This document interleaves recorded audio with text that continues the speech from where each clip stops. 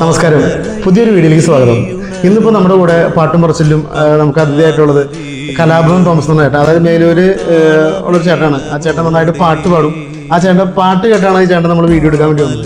അതായത് കുറച്ച് പാട്ടുകളൊക്കെ പാടിയിട്ടുണ്ട്. അതായത് ക്രിസ്തീയ ഭക്തിയാനം, അതുപോലെ ഹിന്ദു ഭക്തിയാനം, അങ്ങനെ വേദികളിൽ പാടിയിട്ടുണ്ട്.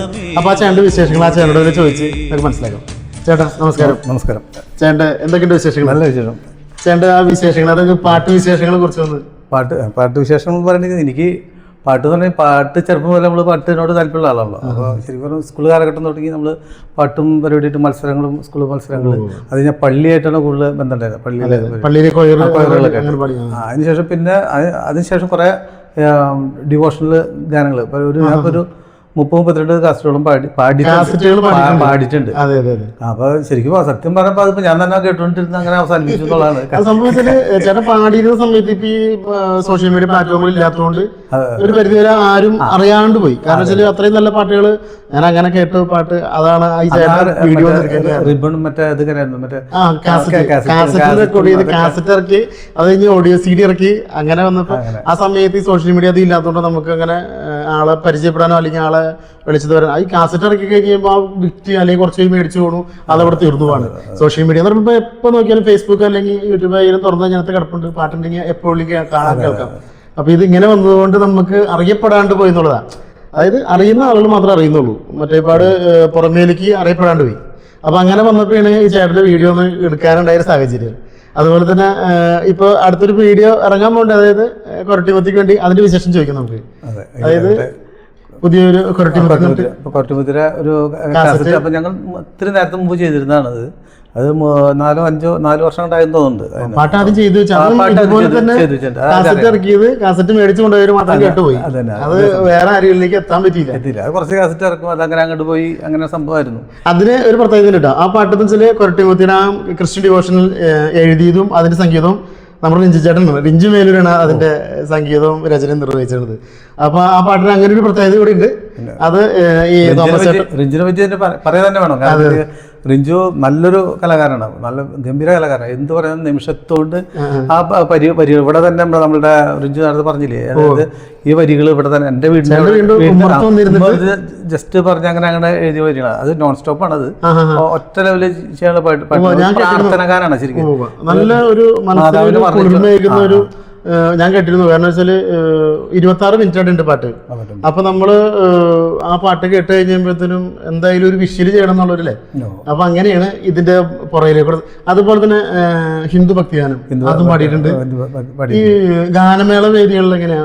ഗാനമേള വേദികളിൽ ഞാൻ മറ്റേ പുറത്ത് മലയാളം പാട്ടിലാണ് കൂടുതൽ പാടുന്നത്. അതായത് നമ്മളിപ്പോ 85-90 കാലഘട്ടം അല്ലെങ്കിൽ 90 അതിന് ശേഷമുള്ള പാട്ടിൽ കൂടുതൽ പാടാറ്. കാരണം ഇപ്പൊ പ്രമദവനം അല്ലെങ്കിൽ സംഗീതം അങ്ങനെ ടൈപ്പ് പാട്ടുകളൊക്കെ നമ്മൾ കൂടുതൽ താല്പര്യം. ദാസന്റെ അത് പ്രത്യേകം പറയാം, ദാസന്റെ പാട്ടിലൂടെ നമുക്ക് നമ്മുടെ പ്രേക്ഷകർക്ക് വേണ്ടി ഇഷ്ടപ്പെട്ട ഒരു 2 വരി പ്രമദവനോ 2 വരി നമുക്ക് പ്രേക്ഷകർക്ക് വേണ്ടി ഞാൻ പ്രമദത്തിന്റെ 2 വരി പാടാം. ആയിക്കോട്ടെ.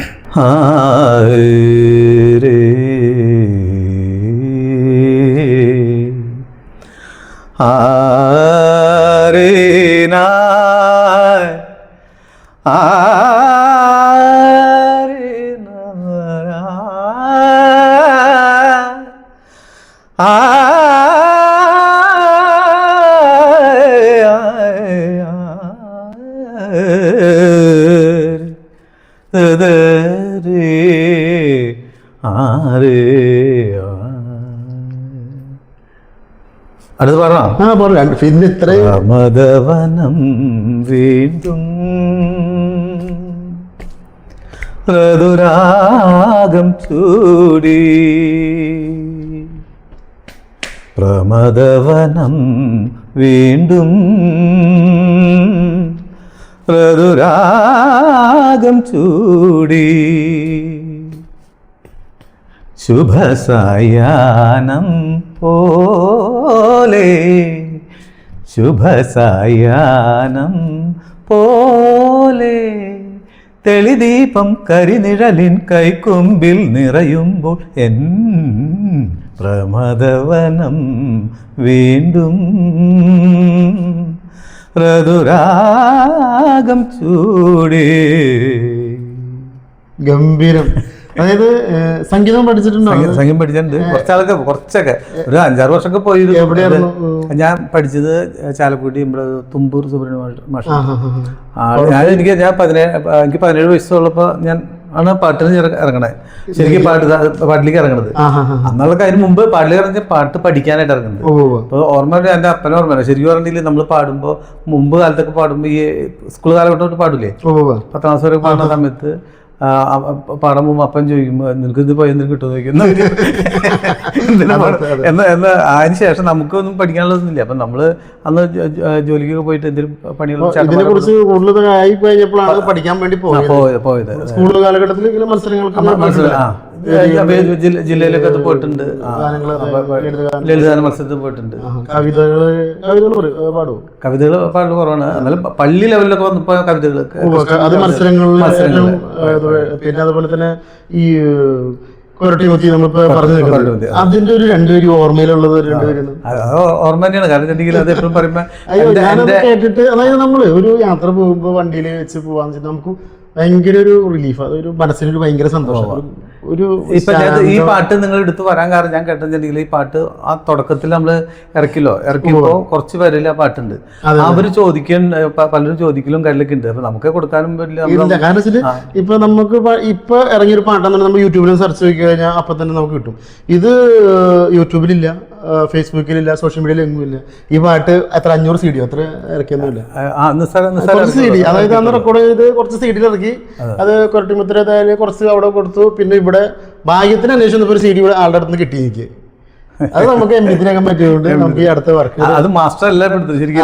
അതെ, അത് കിട്ടിയത് തന്നെ ഒരു, എന്നാലും കുഴപ്പമില്ല. നമ്മൾ ഇത് ചെയ്തിരിക്കുന്ന അതൊരു ഇതിന് അണിയറ പ്രവർത്തനമൊക്കെ നമുക്ക് വേണ്ടപ്പെട്ട ആൾക്കാർ, അതുകൊണ്ട് ഇത് അങ്ങനത്തെ പ്രശ്നമില്ലാത്തതുകൊണ്ട് നമുക്ക് ചെയ്യാൻ പറ്റും.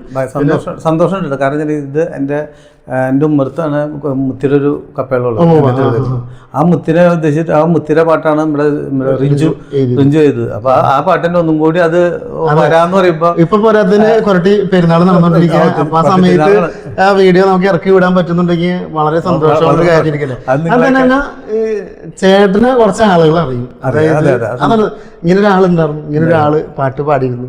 അത് ഇത്രയും നല്ല ശബ്ദത്തിൽ ഇപ്പൊ പ്രമദവനം കേൾക്കുമ്പോൾ തന്നെ പ്രേക്ഷകർക്ക് മനസ്സിലാവും. അതായത് ഇഷ്ടപ്പെട്ട അതിന് നല്ലൊരു കമന്റും നല്ലൊരു ആശംസയൊക്കെ അറിയിക്കണം അല്ലേ. കാരണം വെച്ചാല് അത്രയും ഗംഭീരമായിട്ട് പാടി. അപ്പൊ നമ്മള് ഇങ്ങനെയുള്ള ആളുകളെ എത്തിക്കണം വേദിയിൽ, പൊതു സമൂഹത്തിന് ആളുകളിലേക്ക്. കാരണം ആരും അറിയപ്പെടാണ്ട് പോകരുത്.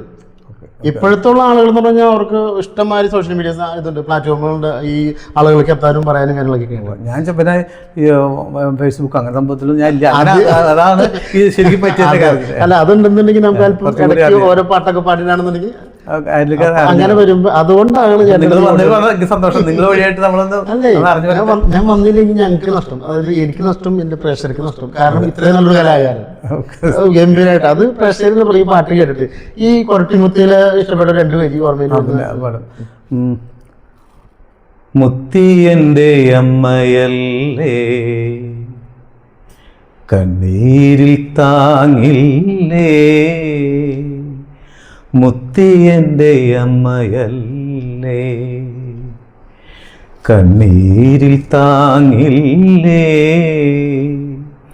അറിയാതെ ഞാൻ ചെയ്ത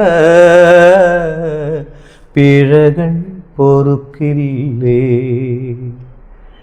മുത്തിയന്റെ അമ്മയല്ലേ കണ്ണീരിൽ താങ്ങില്ലേ, അറിയാതെ ഞാൻ ചെയ്ത പിഴകൾ പൊറുക്കില്ലേ. അതിൽ കോറസ് ഉണ്ട്. കോറസ് നന്നായിട്ട് നമ്മുടെ ഈ ഞങ്ങളുടെ തിരുവനന്തപുരം പള്ളിയിലെ സിസ്റ്റേഴ്സാണ് അതുപോലെ തന്നെ ഒരു എൻ്റെ ഇടവിൽ പാടുന്ന ഒരു കുട്ടി, വേഴപ്പറമ്പിൻ്റെ ഒരു കുട്ടിയുണ്ട്. കുട്ടിയുടെ പേര് പറഞ്ഞു. ആ കുട്ടിയും സിസ്റ്റർ പിന്നെ അങ്ങനെ 2-3 സിസ്റ്റർ കൂടിയിട്ടാണ് പാടിയത്.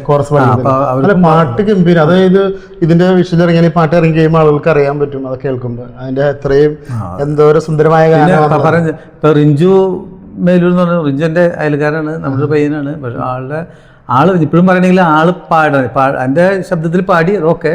പക്ഷെ അവന്റെ ഇതിൽ അവൻ പറയുമ്പോൾ ഞാൻ മിണ്ടാണ്ട് അവന്റെ സാധനങ്ങൾ ഇപ്പം നമുക്ക് പാടാൻ പറ്റില്ല. അവൻ തൊണ്ടയിൽ വരുന്നതല്ല നമുക്ക്, അവന്റെ തൊണ്ടയിൽ വരുന്നത്. അത് അപ്പൊ അവനെ പൊക്കി പറയുന്നതല്ല, എല്ലാവർക്കും അറിയാവുന്നതല്ലേ. വീഡിയോ എടുക്കാൻ ഇപ്പൊ ഇന്നും നമ്മൾ അതിനെ പറ്റി സംസാരിച്ചു.